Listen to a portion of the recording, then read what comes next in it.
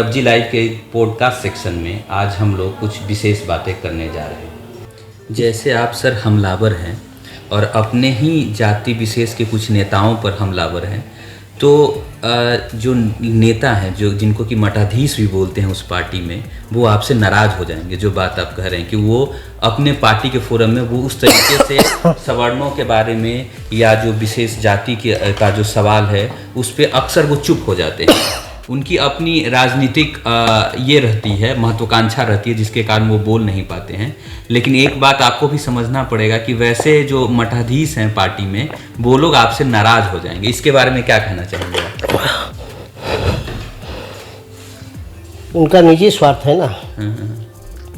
उस समाज के रूप में अगर सोचते कि समाज ही हमको वोट देके, पैसा देके, पसीना देके, साथ देके और जज्बात देके हमको यहाँ तक पहुँचाया है, तो समाज को हम भी न्याय दिलाए, समाज को हम भी बराबरी का हक अधिकार दिलाए। अगर उनके जेहन में होता, ईमानदार होते तो बोलते।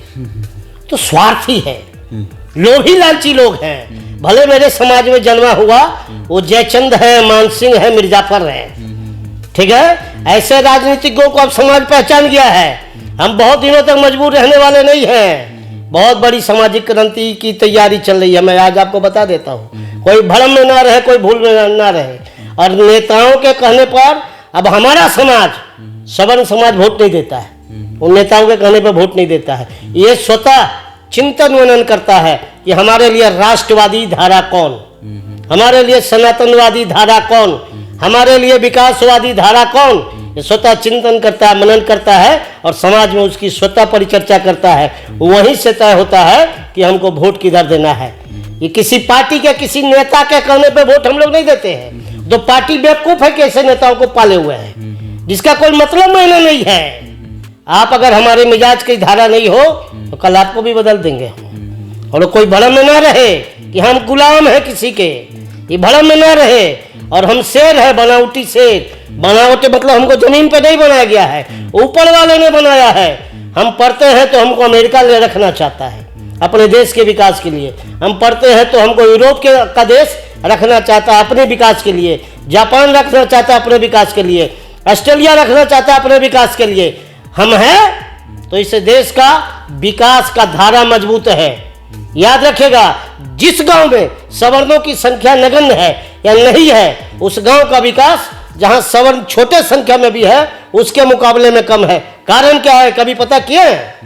हो सकता है कि जब सवर्ण सत्ता में रहे होंगे तो उनका ध्यान उधर नहीं गया होगा, ये भी एक कारण हो सकता है। नहीं, ये कारण है ही नहीं। वो तो न्यायवादी समाज है भाई साहब। अपने वंश का, अपने कुल का जमीन निकाल के स्कूल बनवा दो, कॉलेज बनवा दो, हॉस्पिटल बनवा दो, उपस्कर दे दो, शादी ब्याह करवाने का भी काम। और आज तक जितना जमीन, अपने गांव में जाकर उलट कर देख लीजिए, बिहार सरकार और केंद्र की सरकार जितना जमीन दलितों को या भूमिहीनों के नाम पे नहीं दे पाई होगी, उससे ज्यादा जमीन, बहुत ज्यादा जमीन हमारे पूर्वजों ने, पांडे जी ने, शुक्ला जी ने, सिंह जी ने, चौहान जी ने, सिन्हा जी ने, श्रीवास्तव जी ने, कर्ण जी ने, शर्मा जी ने अपने वंश का जमीन निकाल के, जो कल उसके बेटा पोता के लिए इस्तेमाल आता, उसको बसने के लिए दिया है। वो रजिस्ट्री नहीं हुई है उसमें सभी मैक्सिमम, लेकिन कोई दावा करने भी नहीं जा रहा है। न जमीन ही नहीं दिया, बांस भी दिया, काठी भी दिया, वो खड़ भी दिया कि तू घर बनाओ रहो, और जीने का उपाय नहीं था तो अपना खेत दिया कि तू खेती करो, तुम भी अपने बाल बच्चे को जिलाओ और हमको भी उसमें से भी कुछ अनाज दो, ताकि तुम्हारे हाथ से जो लाया हुआ अनाज होगा उसको हम भी खाएंगे और हमारा भी बच्चा जिएगा। उसको सुरक्षा दिया, उसको संस्कार दिया, उसको सही रास्ता बतलाया है। आज उसी का बाल बच्चा से बोलता है, शोषण करता है सवर्ण, जिसके पूर्वज को हम लोगों ने बसाया, जिलाया। आज उसी का बच्चा लोग कुर्ता पैजामा पहन के, और हमारे ही द्वारा, हमारे ही लोगों के द्वारा, डॉक्टर राजेंद्र प्रसाद संविधान सभा के 289 लोग थे, 6 टेबल था, 6 टेबल। एक टेबल में डॉक्टर अंबेडकर अकेले भी नहीं थे, बीके अयंगर शास्त्री जैसा भी लोग उनके टेबल में, विद्वान महाविद्वान आदमी उनके टेबल का सदस्य था। और अंबेडकर बुरे लोग नहीं थे। उन्होंने कहा कि ठीक है, ये गरीब लोग हैं, एक वर्ग है, उसको आगे लाने के लिए 10 साल का आरक्षण होना चाहिए, फिर समीक्षा हो। आज अंबेडकरवादी अगर है, एक माई का लाल है, अगर जुबान वाले हैं, ईमान वाले हैं, तो 10 साल में समीक्षा क्यों नहीं किया? 10 साल के बाद 20 साल में क्यों नहीं किया? 20 साल के बाद 30 साल में क्यों नहीं किया? मतलब उनके द्वारा जो लाभ का एक सूत्र आया वो तो मेरा हुआ, और उन्होंने बाकी की जो बातें कही वो क्यों नहीं हुआ। अंबेडकर के साथ अंबेडकरवादी लोग धोखा दे रहे हैं, उनके विचारधारा के साथ देश में खिलवाड़ हो रहा है, उनका दुरुपयोग हो रहा है। अंबेडकर ने नहीं कहा था हम जो दे दिया अनवरत चलाते रहो, हमको किताब दिखलाओ भाई, हमको बाकी तथ्य बतलाओ। जब वही बोले कि हम 10 साल के लिए दे रहे हैं, तो उनका अनुयायी 10 साल के बाद क्यों नहीं इसकी समीक्षा किया। हम पागल नहीं हैं, हम दूसरे समाज का न रोटी छीनना चाहते हैं, न रोजी छीनना चाहते हैं, न जमीन छीनना चाहते हैं, न जायदाद छीनना चाहते हैं, न उनको जो बजट मिल रहा है छात्रवृत्ति, छात्रावास, आवासीय विद्यालय, वित्त निगम, विकास निगम, यहाँ तक कि अनुसूचित जाति एक्ट है, वही जो मिला हुआ वो भी हम हटाना नहीं चाहते। अब जो है तो रखो, लेकिन हमको भी तो बराबरी का मिलना चाहिए। हमको भी सवर्ण छात्रवृत्ति लाओ, सवर्ण छात्रावास लाओ, सवर्ण आवासीय विद्यालय लाओ, सवर्ण वित्त निगम लाओ, सवर्ण विकास निगम लाओ, सवर्ण एक्ट लाओ। हमको भी अगर कोई आरोप लगाएगा कि हमको दलित बोल के या दलित जाति के नाम का संबोधन करके हमारे साथ प्रताड़ना किया, तो झूठा एक्ट पूरी दुनिया में उलट के देख लीजिए, मेरा नहीं है, पूरी दुनिया में सबसे ज्यादा भारत का SC ST एक्ट है। झूठा फॉल्स हमारे पे लगाया जाता है, ताकि हमारे पे लगाएगा तो उसको पैसा मिलेगा। पता है, हमारे पे केस करेगा तो सरकार उसको पैसा देगी, उसके गवाह को आने जाने खाने पीने का पैसा देगी, ठीक है। और वो पैसा थप्पड़ मारने का अलग, चोट खाने का अलग, बलात्कार का अलग, मर्डर का अलग रेट भी है उसका तय। ये नीतीश कुमार, यही सुशील मोदी, यही लालू यादव, सब इस मामले में रंगा हुआ सियार है, एक साथ का है। हमारे लिए कोई नहीं है, कोई पार्टी नहीं है, कोई सत्ता नहीं है हमारे लिए। हम मजबूरी में राष्ट्रवाद के नाम पे किसी एक पार्टी को वोट दे रहे हैं, इसको समझना पड़ेगा। अखिल भारतीय स्वर्ण मोर्चा बनाने की क्या जरूरत पड़ी? हम लात खाते रहे, हम मार खाते रहे, हमको जबरदस्ती पीछे ढकेलता रहे, और हम अपनी आवाज उठाने के लिए कोई बैनर नहीं बनाए। जब मेरा ही नेता, जिनका फोटो आप लगा के स्टूडियो में हमसे चर्चा परिचर्चा करवा रहे हो, उसकी औकात नहीं आज तक। नेहरू से लेके और मोदी के कालखंड में भी बहुत सारे लोग हैं, गिरिराज सिंह है, राजनाथ सिंह है, अश्विनी चौबे हैं, बहुत सारे लोग हैं, ठीक है। इन्होंने कभी रविशंकर प्रसाद जैसे लोग हैं रहे हैं, कभी आवाज उठाया क्या?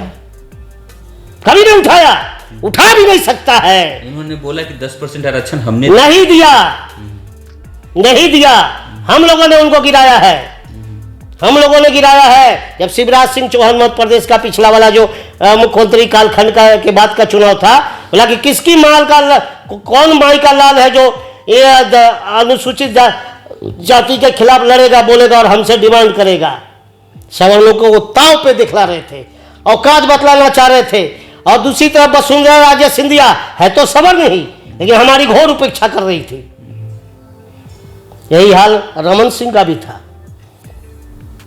तीनों हमारे ही समाज के, 2 हमारी थे और एक तो उप समाज में चले गए हैं। इसका भी कभी न कभी आवाज उठना चाहिए, ठीक है। जब आपका पूर्वज, तो उस दौर में, मैं उस विषय पे फिर बाद में आऊंगा, कि जब इन्होंने कहा हमारी अनदेखी की, तो हम लोगों ने तो प्रयोग किया, छोटा सा प्रयोग किया। हम लोगों ने तो नोटा को जम के दबाया, विरोध किया कि इसको एक बार जो है गिरा कर दिखलाओ। जब उनको लगा, उन्होंने सर्वेक्षण किया कि भाई हम यहाँ तो मैक्सिमम हार गए, क्योंकि हमारा ही समर्थक हमारे विरोध में चला गया, तो मजबूरी में 10% दिए हैं। अगर वो 10% देने के बाद भी हमको अगर बराबरी देना चाहते, तो सवर्ण छात्रवृत्ति देते, सवर्ण बजट देते, सवर्ण वित्त निगम बनाते, सवर्ण विकास निगम बनाते। तो आपका कहना यह है कि भाजपा की भी मंशा नहीं है कि वो सवर्णों के लिए? जी नहीं, ये बहुत बड़ा आरोप लगा रहे हैं आप, क्योंकि सवर्णों की पार्टी मानी जाती है भाजपा। मेरे लिए कोई नहीं है, मेरे लिए कोई नहीं है। भारतीय जनता पार्टी को इसलिए सवर्ण वोट दे रहे हैं कि राष्ट्रवाद के प्रति उनका काम दिखता है, सनातनवाद के प्रति उनका काम दिखता है, और विकासवाद के प्रति भी उनका काम दिखता है, जो हमको प्रिय है। इसको पढ़ने समझने के लिए हमको संघ के शाखा में जाकर संघाध्यक्ष करने की जरूरत नहीं पड़ती है। हमको हिंदुत्व का पाठ पढ़ने की जरूरत वहां जाकर नहीं करना पड़ता है, हमारे ब्लड में है भाई साहब। हमारे पूर्वज लोग अपना जमीन निकाल के और उस पर मठ बनाए, मंदिर बनाए, गरीब ब्राह्मणों को, पूजा करने वाले ब्राह्मणों को बैठाया कि आप पूजा करो, और उसका सेवा करने के लिए अपना जमीन दिया, खेत दिया, खलियान दिया। इसके ऊपर से मंदिर चलेगा, पंडित जी भूखा नहीं मरेगा, हमारे देवताओं की पूजा होती रहेगी, और उस पर बराबर समारोह करवाया। ये हमारा डीएनए है। हमारे लोगों ने अपनी ताकत से तब भी सड़क बनवाया था, कुआं खुदवाया था, ताकि पानी की व्यवस्था समाज को हो पाए। चल पड़े समाज, ठीक है, और सुरक्षा की गारंटी हमारे समाज के लोग लेते थे। कोई पासवान जी लड़ने नहीं जाते थे, कोई माझी जी लड़ने नहीं जाते थे, कोई प्रजापति जी लड़ने नहीं जाते थे। समाज पे आक्रमण का कोई मामला मसला हुआ तो सिंह जी लड़ने जाते थे, पांडे जी खड़ा होकर पीठ थपथपाते थे। वो दौर था। हम तब भी समाज के लिए मरे हैं, आज भी समाज के लिए मरते हैं। चाहे पाकिस्तान का बॉर्डर हो, चाहे चीन का बॉर्डर हो, चाहे नक्सलियों के खिलाफ हो, आज भी कोई अगर लाश आपको मिलेगा लड़ते लड़ते शहीद हो जाने वाला, तो सिंह, मिश्रा, ठाकुर, चौधरी, उपाध्याय, पांडे ही 90% क्यों मिलता है। लगातार आनंद मोहन की बात हो रही है भारतीय राजनीति में, आजकल बहुत चर्चाओं में भी है। और मनोज झा का एक बयान आया, खास करके तब जब महिला आरक्षण बिल राज्यसभा में पारित हो रहा था, तो उन पे बहुत एक तरीके से बोले तो भावुकता में आ गए, बहुत ऐसी बात कह दी जो असंसदीय भी थी, जो आनंद मोहन के मुख से निकल गई। आपको क्या लगता है कि एक ही गठबंधन में होने के बाद भी इस तरीके की जो बातें आ रही है आनंद मोहन के तरफ से, तो क्या अब उनकी चेतना पूरी तरीके से जाग गई है कि नहीं, हमको सवर्णों के बारे में एक बार भी नहीं सुननी, या खास करके एक ठाकुर समाज के बारे में अब नहीं सुनना है, बर्दाश्त नहीं करना है, या जिस तरीके की राजनीति वो अक्सर करते आए हैं, उनका जो मेन ट्रैक था उससे कहीं न कहीं जो महागठबंधन की राजनीति है वो कहीं अलग है, तो उनको अब ऐसा फील हो रहा है कि नहीं, अब हमको वापस से वही उसी टाइप की राजनीति करनी है, उसी समाज की राजनीति करनी है, इसीलिए अग्रेसिव हो रहे हैं मनोज झा के ऊपर। ये बड़ा सोचा समझा हुआ कूटनीतिक उनका भी बयान है। अच्छा, मनोज झा तो घोर वामपंथी है, जहरीले सेकुलर मानसिकता के लोग हैं। इस भारत के विनाश की रणनीति बनाने में उनकी भी राजनीतिक, सामाजिक, वैचारिक भूमिका रहती है। सर आप ये मीडिया के सामने ये बात, जी मैं खुल के बोलता हूँ। उससे उनका नार्को टेस्ट करवा लो, ब्रेन मैपिंग टेस्ट करवाओ। जब आप बड़े बड़े आतंकवादियों का करवा के उसकी सच्चाई लेना चाहते हो, ये लोग तो राजनीतिक आतंकवादी है, इसका क्यों नहीं करवाते हो? राहुल गांधी का ब्रेन मैपिंग टेस्ट क्यों नहीं करवाते हो? लालू यादव का क्यों नहीं करवाते हो? ये लोग का करवाओ, पता चलेगा चीन से कब कब बात किया है, आतंकवादी संगठनों से कब कब बात किया है, कब इसके खाते में विदेश से कैसे कैसे पैसा आता है। ये बहुत बड़ा इल्जाम लगा रहे हैं। मैं बोल रहा हूं बार बार, ये होना चाहिए देश में। इस देश को बचाने के लिए नार्को टेस्ट का इस्तेमाल, ब्रेन मैपिंग टेस्ट का इस्तेमाल, या उच्च स्तरीय जांच का जो इस्तेमाल है, वो केवल आतंकवादियों, नक्सलियों के खिलाफ ही नहीं, ये राजनीतिक जो आतंकवादी है, जो देश का सर्वनाश कर सकते हैं, हजारों लाखों में उसका विनाश कर सकते हैं एक साथ, एक कानून बना के, एक योजना बना के, जैसे जातीय जनगणना घोटाला करके जातीय आरक्षण को बढ़ाने का ये जो जहरीला खेल सोच के ये लोग खड़ा है, तैयार है, ये सारा सोच कहीं ना कहीं से प्रायोजित है। इस देश को बचाने में, इस देश को बनाने में हमारी बड़ी भूमिका है भाई साहब, हमारी बड़ी भूमिका है। हम केवल लड़े ही मरे नहीं है, इस देश को बनाने में भी हमारी भूमिका है, ठीक है। आज भी आप गांव में चले जाइए, आज भी हमारे गांव में चले जाइए, आपके गांव किसी गांव में चले जाइए, तो इतना आरक्षण तो है 70 साल से।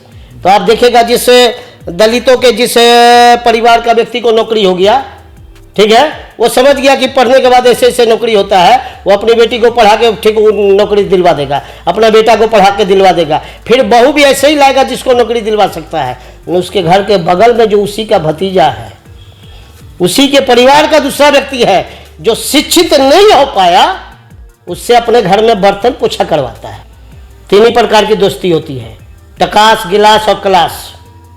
रुपये का लाभ हानि का दोस्ती, मजा मौज करने वाले की दोस्ती क्लास, उसका एक अलग क्लास है, ठीक है। और एक क्लास की दोस्ती, विचारधारा का दोस्ती, स्तर का दोस्ती, बौद्धिकता का दोस्ती, 3 ही होता है, बाकी सब भ्रम है, भूल है, ठीक है। हमारे साथ भी दलित पिछड़ा का बहुत लोग है। मैं तो सवर्ण मोर्चा का राष्ट्रीय अध्यक्ष हूँ, देश भर में गरज गरज के लड़ता रहता हूँ, सड़क से लेकर संसद के मुख्यालय तक, मुहाने तक, प्रधानमंत्री कार्यालय के मुहाने तक मेरी लड़ाई चलती रहती है। धरना प्रदर्शन, अनशन, सम्मेलन, गरज मेरा होता रहता है। इसके बावजूद मेरे साथ दलित पिछड़े समाज के बहुत आयत लोग मेरा मित्र है। क्यों? कि वो वैचारिक क्लास मेरे से मिलाना चाहते हैं। नाम गिलास वाले लोग हैं, ठीक है ना। लाभ हानि वाले लोग हैं, लाभ हानि का भी जब मामला आता है हम सभी को लाभ हानि में साथ करते हैं। भाई ये कमाने का रास्ता, इसको देखो, इसको समझो। रोटी की कोई जाति नहीं पीयूष जी, जिसको जीने के लिए हम भी खाते, आप भी खाते हैं, दास जी खाते हैं, पासवान जी खाते हैं, माझी जी खाते हैं, कोई भी खाता हो, यादव जी खाता हो, तो किसके खेत का गेहूं है, कौन उसको काट के लाया, किसके चक्की में पिसाया, कौन उसको पैकिंग करके आपको बेच के दिया है, कभी नहीं पूछते हो। खाते आप भी हो, खाते हम भी हैं। तब जीने के लिए रोटी खाना है, और रोटी खाने के समय जात नहीं देखते हैं। हम चाय पानी सड़क पे करते हैं, आप भी करते हैं, कभी उसकी जाति पूछते हो? कभी जाति पूछते हो? आप ऑटो बस में चलते हैं, बगल में कौन बैठता है, छुआछूत हो जाएगा, कभी पूछ के बैठते हो? नहीं है समाज में जातिवाद। भ्रम भूलना मत रहिए, जातिवाद तो कानून में है। अति पिछड़ों का अलग आयोग, पिछड़ी जाति का अलग आयोग, अनुसूचित जाति का अलग आयोग, उस आयोग का अलग अलग कानून, अलग अलग योजना, और आपके लिए नहीं। एक ही भोज में, गांव के आज भी भोज में जाइएगा तो जो भोजन बनता है वो सबको मिलता है, सबको मिलता है। मैं देखता हूं कि दलितों के गांव में भी जो संपन्न दलित आते हैं, जो संपन्न पिछड़ी जाति के लोग हैं, वो कुर्सी टेबल पे खाते हैं, और जो गरीब उसी समाज का लोग रहता है उसको नीचे में खिलाया जाता है। हम लोग को इंग्लिश कोई नहीं पढ़ा है, बेवकूफ नहीं है, ये सरकार बेवकूफी पढ़ाती है, और इसको मीडिया उसी बेवकूफी को ढोल बाजा बजा के सुम्मा दे के ऊपर उसको आवाज देती रहती है। आप लोग को सर्वे करना चाहिए, सच्चाई को जानकारी करना चाहिए। आज भी दलित पिछड़ा हमसे जितना लाभान्वित है, उतना अपने समाज के जो संपन्न लोग हैं उससे लाभान्वित नहीं है। हमको बेवजह शिकार बनाया गया है देश में, चाहे कोई भी पार्टी हमको शिकार बनाई हुई है, और हम लोग कमजोर नहीं है। हम तो समाज में क्रांति का लहर रोज भर रहे हैं, समाज रोज जग रहा है। जैसे टायर में हवा जाते जाते टायर टाइट होता है, दौड़ने चलने लायक होता है, तो मैं उसका रोज चेक करता हूँ कितना हवा गया, कितना इसमें ताजगी आई है।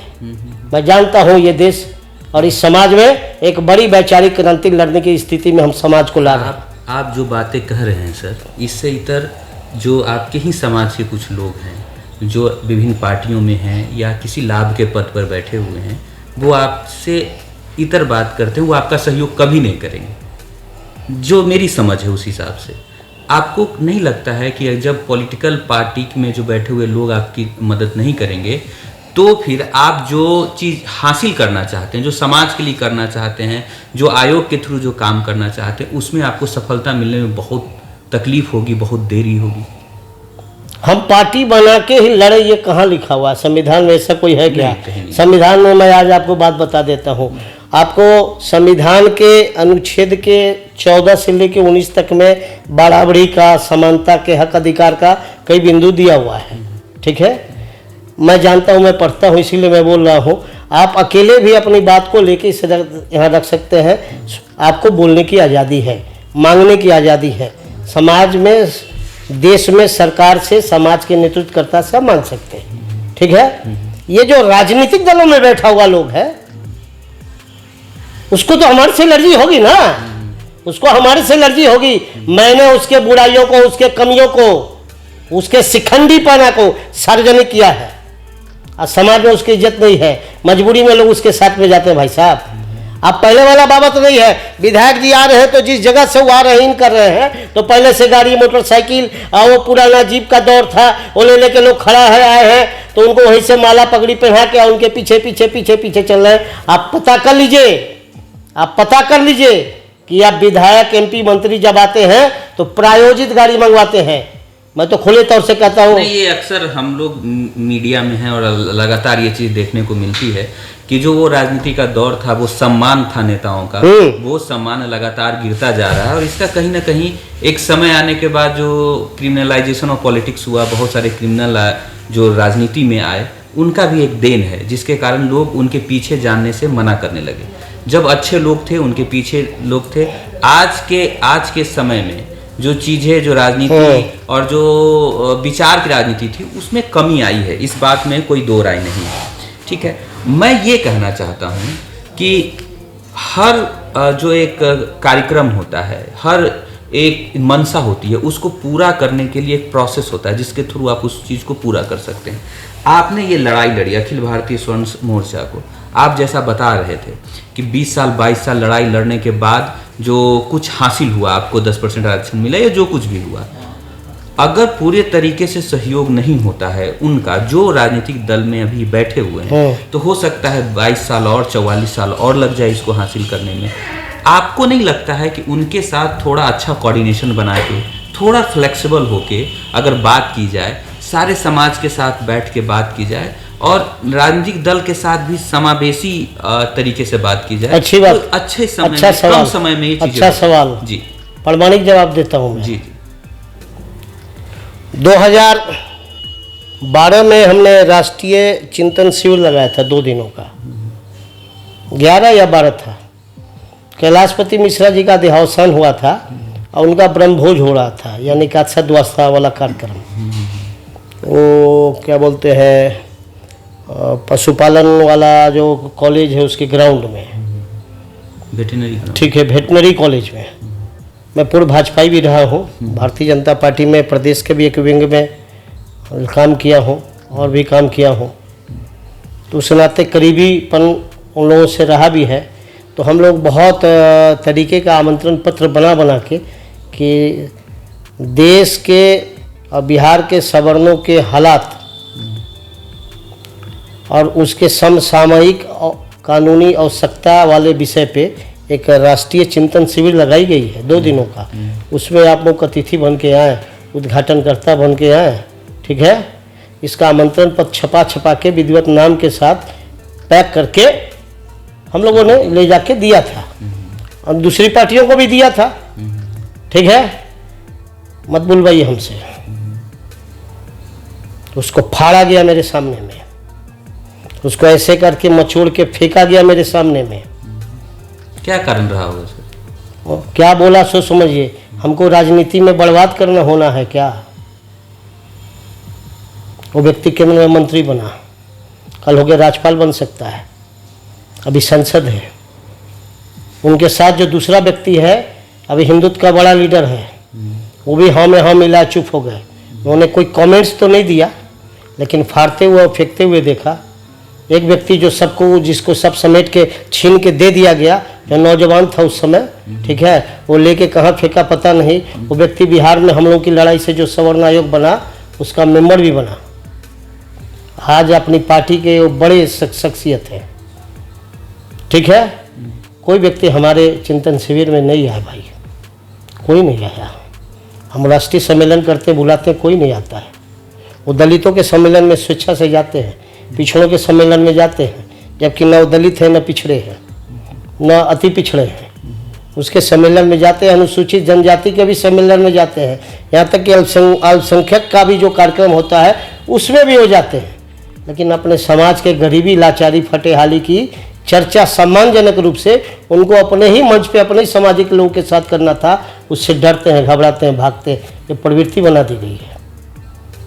आज भी राजनीतिक दलों में आप देखेंगे अल्पसंख्यक मोर्चा है, अनुसूचित जाति मोर्चा है, मंच है, मोर्चा है, प्रकोष्ठ है, ठीक है। दलितों के नाम पे, पिछड़ों के नाम पे, अति पिछड़ों के नाम पे, आदिवासियों के नाम पे, अल्पसंख्यक के नाम पे मंच है, मोर्चा, प्रकोष्ठ है, सभी पार्टियों में है।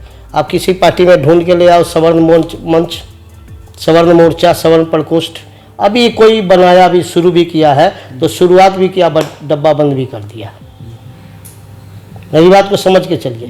क्यों हमारे मंच पे नहीं आना चाहते हैं? मेरे मंच पे आएंगे तो मेरी सच्चाई को बोलना उगलना पड़ेगा कि कानून के माध्यम से भारत में पिछले 70-75 साल से कानून के माध्यम से भारत में जबरन सवर्णों को गरीब, लाचार, बेरोजगार, फटेहाल, आवासहीन, भूमिहीन बनाया गया है। उसको उस शिक्षा विहीन बनाया गया है कानून के माध्यम से। कुछ डेटा आप दे रहे थे, उस दायरे में आप नहीं जा सकते हैं। कुछ डेटा आप ऑफ द कैमरा दे रहे थे कि जो जी 83.3% लोग इसलिए सवर्ण अपने घर को छोड़ देते हैं कि उनको रोटी और रोजी की जरूरत पड़ती है, वो घर से पूरा नहीं हो पा रहा है। 83.3 जी। इसके बावजूद हमको लोग संपन्न, शोषक, जुल्मी, जालिम, जमींदार बताते फिरते हैं। 83.3%। मेरा रिपोर्ट नहीं है, बिहार में जो सवर्ण आयोग बना है उसका रिपोर्ट 2013 में ही आया, जिसको दबा के लोग रखे हुए थे। जदयू, भाजपा और बाकी अभी जो सत्ता है वो भी दबा के रखा हुआ है।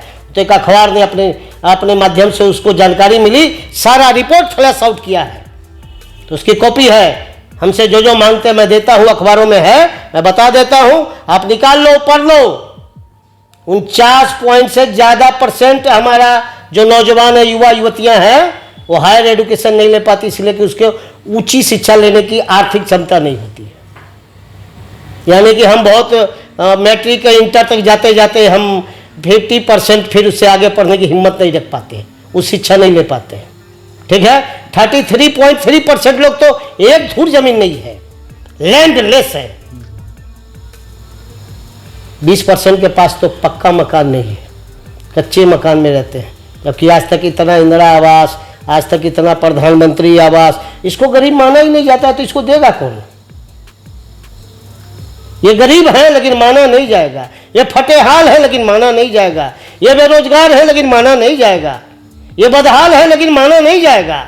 ये राजनीतिक मनोवृत्ति है, ये सरकारी मनोवृत्ति है, ये नेताओं की मनोवृत्ति है। और इस मनोवृत्ति के कारण कोई मेरे बारे में ना योजना बनाता है, ना कानून बनाता है, ना बजट से 1 रुपया निकाल के हमको देने के लिए तैयार है।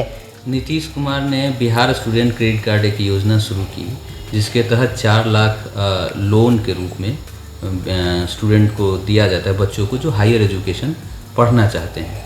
और अगर उनको नौकरी मिलती है, जैसा उन्होंने एक भाषण में भी कहा था कि आगे इस चीज़ को भी इम्प्लीमेंट करेंगे कि अगर नौकरी मिलती है तो ठीक है, उस पैसों को लौटाने की ज़रूरत है, अगर नहीं मिलती है तो फिर उसके बारे में सोचेंगे कि वो अगर नहीं लौटा पाता है तो ऐसी कोई बात भी नहीं होगी। अब सरकार तो कर रही है कि आप जितना से ज़्यादा इनरोलमेंट हायर एजुकेशन में हो, तो उसमें अब सवर्ण समाज को जिनका प्रतिनिधित्व आप कर रहे हैं, तो उनको भी आगे आके उन योजनाओं का लाभ उठाना पड़ेगा। अच्छा सवाल है। हाँ, सवाल अच्छा है। सरकारों को भी इस आंदोलन के होने से आभास हुआ है। पहले लोग हमको बोलते थे ऊंची जाति के लोग, और हमारे यहाँ जातीय संगठन ही बहुत है, अपने हाथ से अपना पीठ थपथपाने वाला, 100 साल 125 साल का। हम 1857 में बने थे, तो हम 1885 से हम लोग हैं। ठीक है, वो लोग चंदन लगाएंगे, पगड़ी बांधेंगे, ठीक है, जय श्री राम करेंगे, जय परशुराम करेंगे। ठीक है, ये अच्छी बात है, मेरा उससे कोई गुरेज नहीं है। लेकिन अपने समाज के लोगों का जो आपसी लड़ाई है, उसको ख़त्म करने के लिए वही महासभा, वही संगठन कभी आगे नहीं आता है। अपने समाज में जो दहेज प्रथा है, जिसके चलते बच्चियों की सही से शादी नहीं हो पाती है, या शादी में बच्चा खुचा हुआ ज़मीन बिक जाता है, उसको ख़त्म करने या रोक देने के लिए वो प्रयास नहीं करता है। मेरी बात को समझ के चलिएगा, ठीक है। और अपने समाज में जो शिक्षित बेरोजगार है, उसी को एक कोचिंग की व्यवस्था देके, अपने समाज के जो पढ़ने वाले बच्चे हैं उसको लाके वहाँ उसी से पढ़ा के ज़्यादा बेहतर तरीके से उसको आगे ला सकते थे। उस व्यवस्थाओं के बारे में कतई नहीं जागरूक है, इस काम को नहीं करते हैं। वो तो फोटो छप गया, ठीक है, पूरा चंदन का भाव आ गया, हाँ, जय श्री राम जय परशुराम हो गया, जय चित्रांश हो गया, और हो गया, समाज चला गया नीचे। हमको बराबरी चाहिए भाई, हमको शिक्षा में पैसा दो, पैसा जितना दलित को देते उतना हमको भी दो, जितना अल्पसंख्यक को देते हो, पिछड़ी जाति को हमको भी दो, छात्रवृत्ति का पैसा दो, छात्रावास में जितना दूध मिठाई मछली उसको खिलाते हो, हमको भी बनाओ, हमको भी खिलाओ। ये मेरा डिमांड है, हम लड़ते हैं, हमको भी इतनी रम में लाओ जितना उसको, जिस कम पैसे में या बगैर पैसे का या बगैर पेपर के आधार पे भी आप उनको लोन देते हो, हमारे हमको भी दो ना, हमको भी स्वरोजगार की सुविधा चाहिए। आज इसकी लड़ाई का असर हुआ है, हम 20-22 साल में जो लड़े हैं, तो अब सवर्णवाद एक पैदा हुआ है। इस चीज को मान गई है सरकार कि सवर्णों में एक सामूहिक सोच बना है, हम अलग अलग अब नहीं है। पहले क्या होता था, भूमिहार को राजपूत हरा देता था, राजपूत को भूमिहार हरा देता था, ब्राह्मण को ये दोनों मिलके हरा दे, उसको वो हरा दे, राजनीतिक प्रतिद्वंदिता रही है, वो खत्म हो गया भाई साहब। अब सब मिलके जीताता है। लोग कह रहे हैं कि आपकी संख्या इतनी, तो मेरा संसद मतलब आपने जो आवाज़ उठाई, आपका कहना ये है, आपका दावा है कि आपने जो आवाज़ उठाई उससे इतना कुछ हुआ कि एक विशेष समाज वर्ग जो है वो जागृत हुआ जी, और सब में एकजुटता का भाव आया, उनको उनकी समझ खुली है। तो आप भी बोलो ना हम सवर्ण हैं, बोलना शुरू करो, आधी लड़ाई जीत जाओगे। अब लोग बोलना शुरू कर दिया, आधी लड़ाई जीत गए हैं। अब हमारे खिलाफ लड़ने से लोगों को डर लगता है, हमारे खिलाफ बोलने से लोगों को डर लगता है। पहले ये लाल झंडा वाला सब बड़ा बड़ा बैनर लगा के, माइक पकड़ के, ये जुल्मी लोग, ये जमींदार लोग, ये शोषक लोग, ये सामंत लोग, अब नहीं बोलते हैं। हमारे जमीन पे आकर लाल झंडा गाड़ना बंद हो गया है कि हमारे पास सामूहिक सोच पैदा हो गया है। आपको दर्द होगा तो आपको चोट लगेगा तो दर्द यहाँ होगा। ये परिस्थिति हमने पैदा कर दिया है,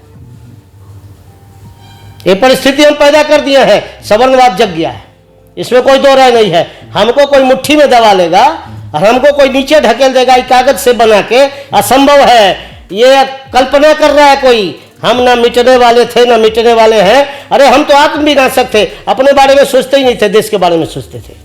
हम तो पहली बार अपने समाज को बोले हैं अपने बारे में सोचो, तुम जिंदा रहोगे तब ना देश को जिंदा रखोगे। तुमको बराबर का हक अधिकार नहीं मिलता है, ना बजट में, ना कानून में, ना योजनाओं में। वो चाहिए, उसकी लड़ाई सवर्ण मोर्चा लड़ता है। मेरे साथ आओ, और समाज में मेरे प्रति सबकी मनसा अच्छी है, कोई मेरे खिलाफ में नहीं है।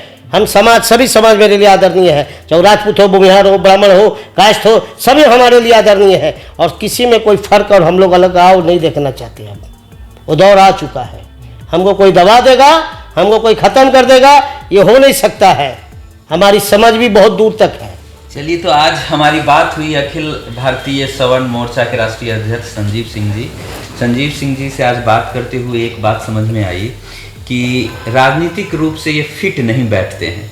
जैसा कि बेबाक बात करते हैं, जिस तरीके से अपनी बातों को रखते हैं, अक्सर हमने देखा है राजनीति में कि कुछ बातों के लिए जी हजूरी करना पड़ता है, चरण बंधन करना पड़ता है। वैसे संजीव सिंह जी नहीं कर सकते हैं, तो राजनीतिक रूप से फिट नहीं है, लेकिन ये कह सकते हैं कि सामाजिक रूप से करेक्ट हैं। और समाज की जो बात होती है वो बहुत बेबाकी से, और कुछ ऐसे शब्द कभी कभी इमोशंस में आ जाते हैं निकल के बाहर, जो कभी मीडिया के सामने या जब आप बात कर रहे हैं तो नहीं आना चाहिए। ये मैं रिक्वेस्ट भी आपसे सर करता हूँ। और इसी